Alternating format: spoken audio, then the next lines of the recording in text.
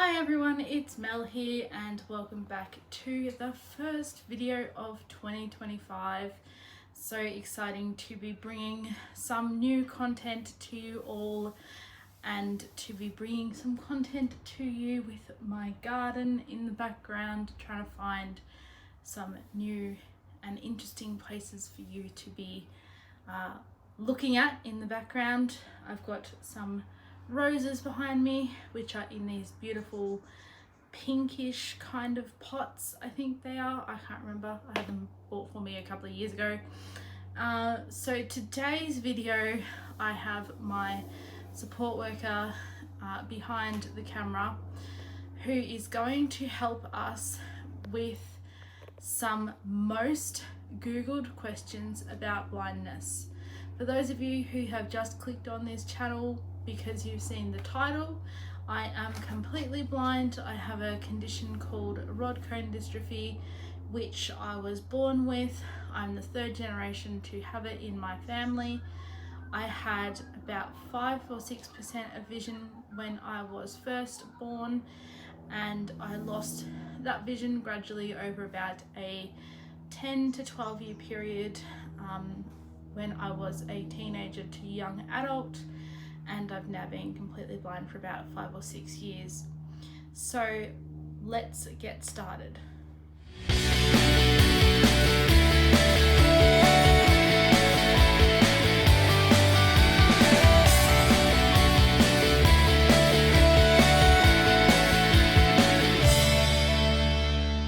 How do blind people read? So blind people, it depends on the level of blindness or vision impairment that the person has as to how they read. Like a lot of disabilities, blindness is a spectrum. People like myself who are completely blind or who have very low vision use a tactile system called Braille, which was invented just over 200 years ago in France by a 15-year-old boy called Louis Braille, which is a tactile system of 6 raised dots that you feel with your fingertips that are translated from print. People who have a little bit more vision and who can still see print but are classified to be vision impaired or visually impaired may use large print with different kinds of contrast. When I had my little bit of vision, I used to like reading large print on white text on a black background, especially like when I had a computer or a tablet. And other people these days, with all the wonderful technology that we have, use audiobooks. I listen to a lot of audiobooks. Things like Audible and Bookshare and stuff are fantastic.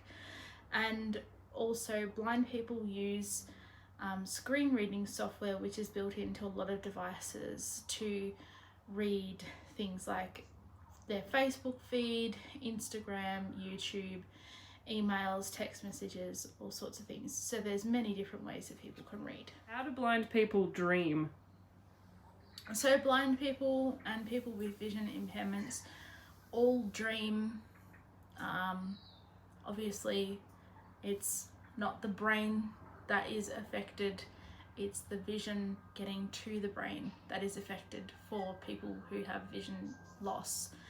For me, when I dream, I actually still dream with the amount of vision that I had as a small child. So last night, for example, I was having a dream about riding my bicycle around my primary school, and I could see my primary school.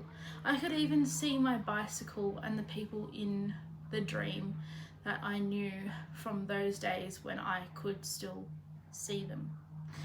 People who are born with no sight have dreams that only have sound, touch, smell, things like that. It depends on the level of vision as to how a blind person experiences their dreams. But like I said, for me personally, my brain still remembers what it could see when I could still see a little bit. So I remember my dreams, and I can still see in my dreams. For the bits of my dreams that I dream about places that I have gone to and experienced since I haven't been able to see, and I have people in those dreams that I've met since I haven't been able to see, my brain kind of either makes up what they look like, or it's just the sound of their voice and sort of like a shadow of approximately what that person might look like in the dream. How do blind people tell the time? So blind people tell the time really the same way as sighted people do. Blind people can read time, but we read it in a slightly different way. I personally have a Apple Watch, which, like all of Apple's devices, has an inbuilt screen reader called VoiceOver. So if I tap on the screen, it will tell me the time. I've also got the Mickey Mouse watch face because I think it's cute and hilarious, and it says good morning to you and it laughs at you. So if I tap on my watch face, Mickey Mouse actually says it's 2:13 instead of the VoiceOver program, which I think is absolutely cute. So there's things like that. You can buy braille watches, you can buy just talking watches, you can buy talking clocks. My parents were big fans of Westminster chiming, sort of old-fashioned wind-up clocks, like grandfather clocks and stuff like that. So here in my home, you will have heard it in plenty of videos in the past, I have a wind-up mantle clock circa 1950 something, which was my grandmother's, and that thing strikes every 15 minutes. So I can just hear that and I know the time. But like everything in the modern day, everything tells you what time it is. Your phone, your watch, everything. So basically the same as a sighted person. Before technology was as it is now, I had a braille watch. So a braille watch, it was an analog watch face, and it had a glass sort of lid that you could lift, and you could just really gently touch the hands and feel which way the hands were pointing, and it had dots around the clock face. It had like one dot for all the smaller numbers, like 1, 2, 5, 6, 1, 2, 4, 5, 7, 8, 11 and 10, and then for 3, 6, 9 and 12 it had sort of more like 2 dots, and so you could tell the time by feeling the hands in which direction they were pointing, and then close the lid after you'd finished feeling the watch face. But I love my Apple Watch. Why do blind people wear sunglasses? So I personally don't, because I don't like things on my face. Anything on my face, get it off me right now. I really suffered during COVID when there was mask wearing, but a lot of blind or vision impaired people will wear sunglasses, some to protect the eye.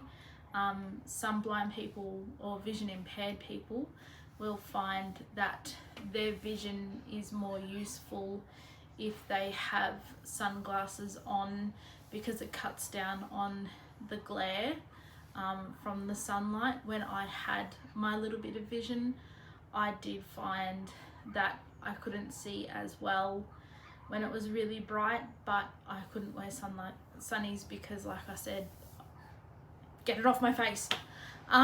So yeah, a lot of vision impaired people will find that wearing sunglasses is makes their vision more productive. Some people might have a condition where the light coming into their eye may harm their eye, and that it like may cause pain or discomfort to the eye. So there can be a lot of different reasons, but personally I don't wear them. I don't like things on my face, and if someone said to me today that I needed to start wearing sunglasses because I'm getting cataracts and I need to protect my eyes from getting cataracts, I'd be like, what's the point? I can't see out of them anyway, so sorry, but no deal. Why do blind people look up? Why do blind people look up? What? They look up. Do they? You sometimes look up when you're talking to me. Do I? Yep. Oh. A lot of vision impaired or blind people, especially blind people, have a thing called nystagmus, and I know I do, which is where you can't control the movement of your eyes anymore, and your eyes like shake and roll around and carry on like crazies. And that's probably why there's a lot of conception that people look up, but when you can't control your eyes, you don't know where you're looking. So that's probably what that's about. I don't know. My eyes just go wherever they want to go. Hey, I have no control. I can try, if I really try really hard, I can make them look somewhere, but I'm losing that ability. So yeah, no, it's probably got to do with not being able to control where the eyes go, and that's more common in people who are completely blind. Can a blind person sign legal documents? Unless a blind person is unless a person has another disability, such as an intellectual disability, then yes, blind people can sign legal documents. Personally, I think that all blind and vision impaired people, no matter their level of vision loss, should be taught to read and write the alphabet. I was very fortunate because of the level of vision that I had. I was taught to read print and braille. I was taught to write with a pen and write braille at the same time. So when I was growing up, I learnt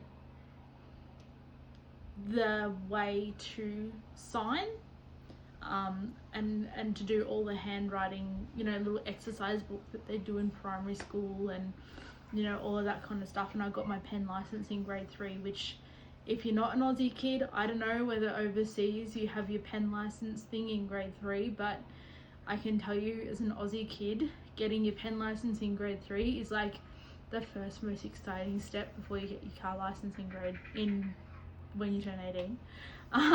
But yeah, I got my pen license, I did all of that stuff. So yes, blind people can sign legal documents.